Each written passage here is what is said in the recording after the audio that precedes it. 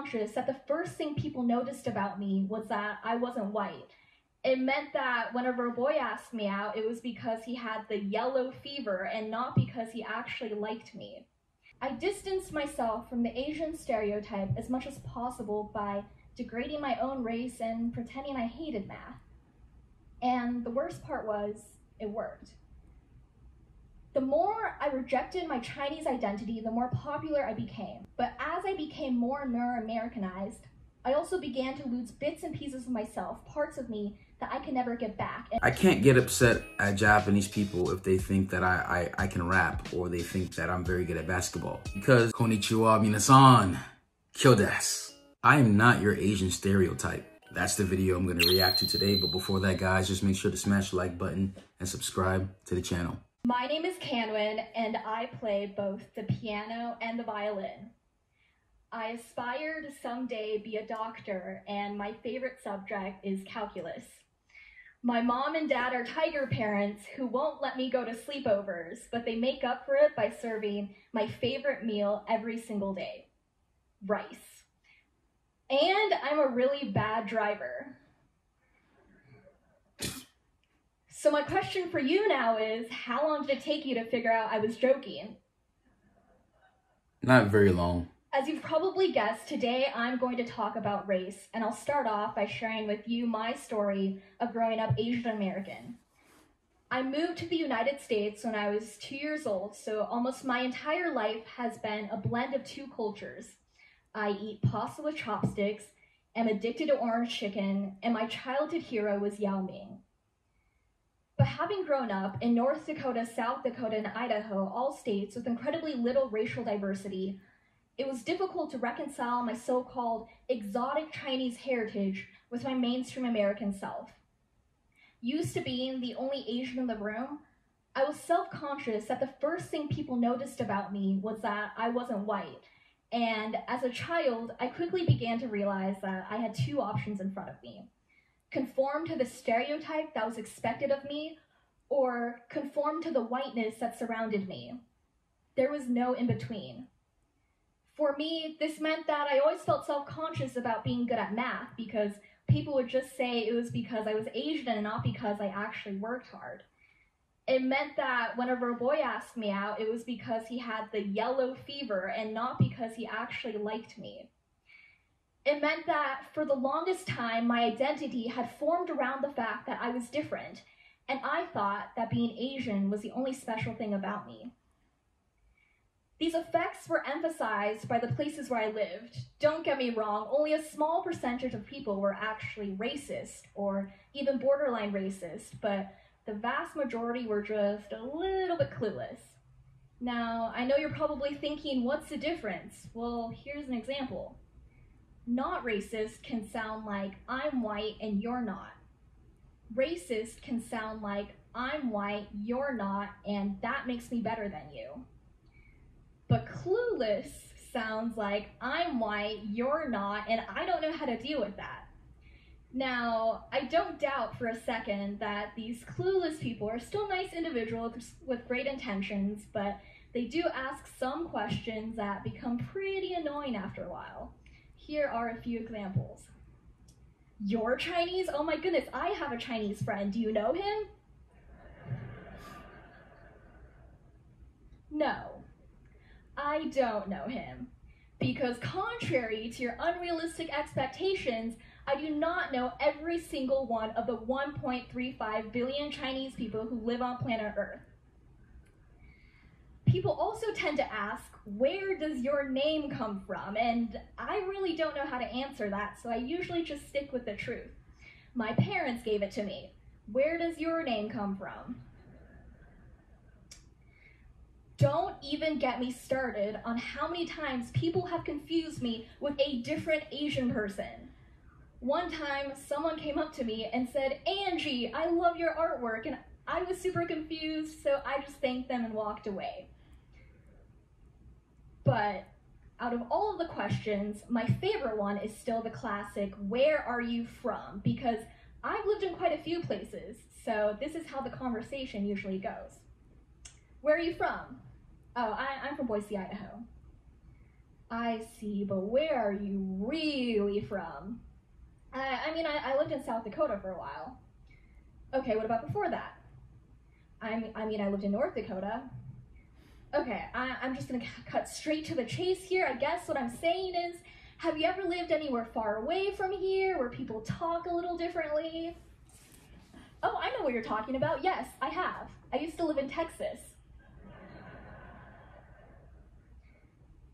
By then, they usually have just given up and wonder to themselves why I'm not one of the cool Asians like Jeremy Lin or Jackie Chan, or they skip the needless banter and go straight for the where is your family from? So just an FYI for all of you out there, that is the safest strategy.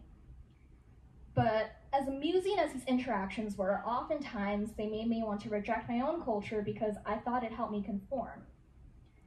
I distanced myself from the Asian stereotype as much as possible by degrading my own race and pretending I hated math.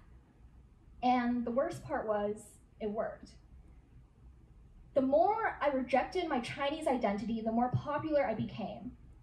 My peers liked me more because I was more similar to them. I became more confident because I knew I was more similar to them.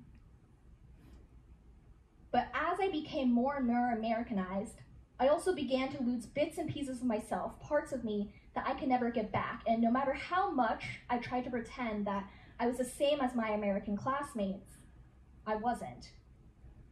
Because for people who have lived in the places where I lived, white is the norm, and for me, white became the norm too.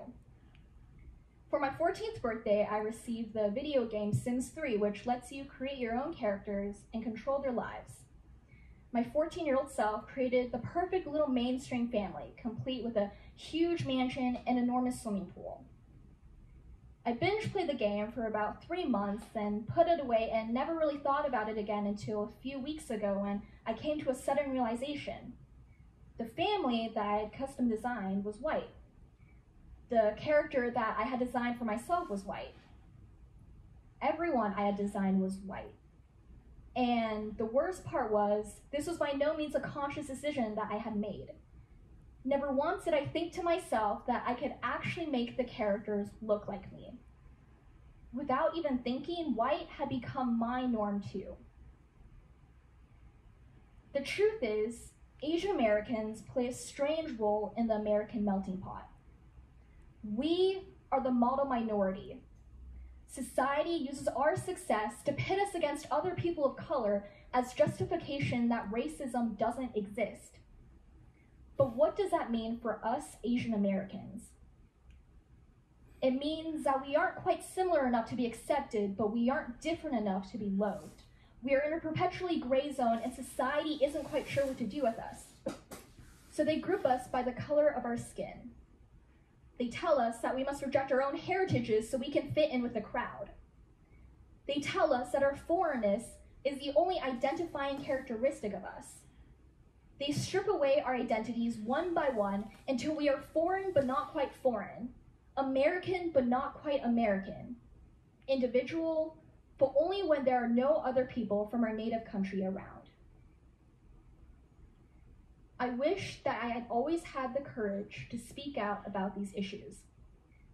But coming from one culture that avoids confrontation and another that is divided over race, how do I overcome the pressure to keep the peace while also staying true to who I am? And as much as I hate to admit it, oftentimes I don't speak out, because if I do, it's at the risk of being told that I'm too sensitive, or that I get offended too easily, or that it's just not worth it. But at what point are people willing to admit that, yes, race issues are controversial, but that's precisely the reason why we need to talk about them? I just turned 18, and there are still so many things that I don't know about the world, but what I do know is that it's hard to admit that you might be part of the problem, that all of us might be part of the problem. So instead of giving you a step-by-step guide on how to not be racist towards Asians, I will let you decide what to take from this talk. All I can do is share my story. My name is Canwin, my favorite color is purple, and I play the piano but not so much the violin.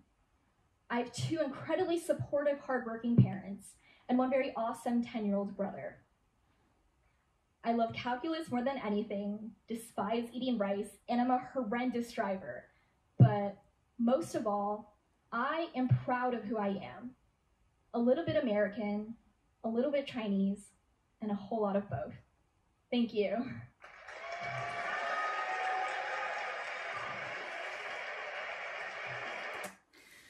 Very, very interesting TED Talk. I can imagine how difficult it might be being a foreigner in a country in which your demographic is not really much represented. There is a lot of struggles that come with that, I will admit that. Specifically in her case, I would say, for one, she lived in a very non-ethnically diverse place. So of course, the majority is going to be the standard of everything. If I go to Japan, of course, Japanese is the standard for everything. I, for one, believe that stereotypes are rooted in truth. I used to believe that stereotypes were just these things that people made up just to downplay or make fun of certain ethnic groups. But now I understand the reason why they exist is because a lot of these stereotypical traits are found in certain groups of people. It is true that a lot of Asians excel at math. It is true that many Asians play an instrument, either piano, violin, or some other classical instrument. And it is true that many Asians are successful in America. But that's more of a cultural thing than anything, because many Asian groups have a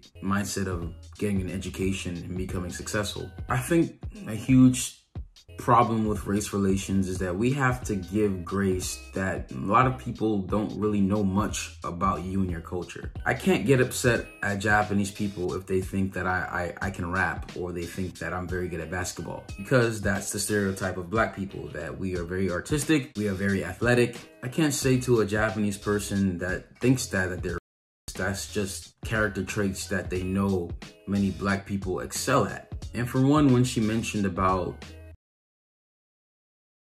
it's not based on the color of your skin, it's based on the cultural values of that people. Certain mindsets, certain cultures will produce more successful people than other cultures do. And even at the end of her speech, she did admit that she does fall into a lot of the stereotypes of Asian people. She plays piano, she loves calculus. I'm always of the belief that you'll be aware of stereotypes, but judge each person based on the person, on the individual. Because there are many times that a person will defy the stereotypes of the group that they identify with. But let me know what you guys think in the comment section below. So if you guys found this video interesting, please smash the like button, smash the subscribe button. Also, hit that bell as well to get notified whenever we post a video. Honto, arigatou gozaimasu. Mina, kiyotsukete. Ja ne.